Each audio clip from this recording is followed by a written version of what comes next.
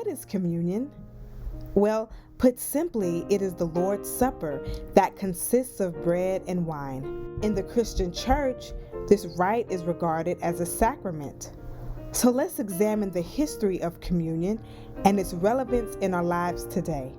Looking at Matthew chapter 26, verses 26 through 30, it reads, "And as they were eating, Jesus took bread and blessed it and brake it and gave it to the disciples and said, 'Take, eat, this is my body.'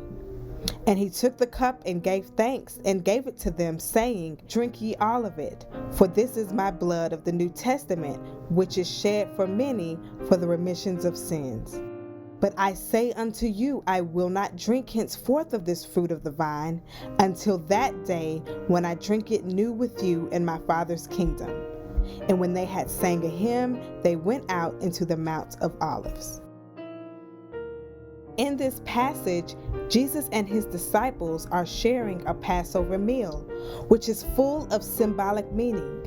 The Passover is a sacred feast of the Jewish religious year. Egypt was enduring many plagues, locusts, water turning into blood, and darkness. Yet the Passover commemorates the final plague on Egypt, the death of every firstborn child. However, the Israelites were spared because they placed lamb's blood on their doorposts.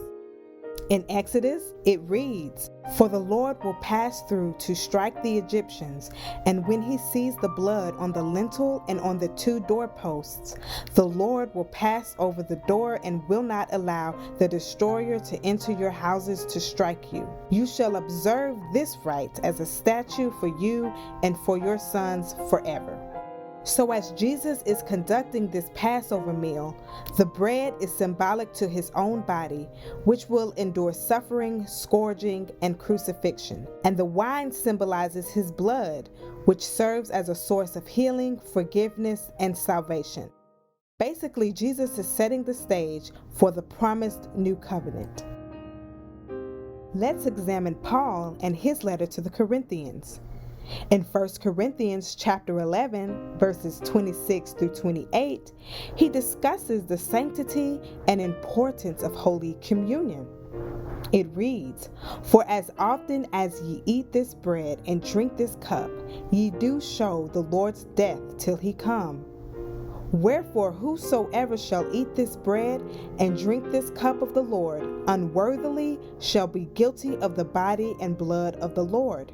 But let a man examine himself, and so let him eat of that bread and drink of that cup." "Till he come" is a phrase that stands out because it establishes the need for communion in our own lives today. It's not an obsolete or useless tradition, but a necessary part of Christian worship. When Jesus says, "Do this in remembrance of me," he is informing believers that this is the tradition to be carried out for future generations. The Lord's Supper is commemorative of Jesus' sacrifice and the gift that he gave us, which is that whoever believes in him will not die, but have eternal life. Therefore, let us celebrate and receive this precious gift. Be blessed.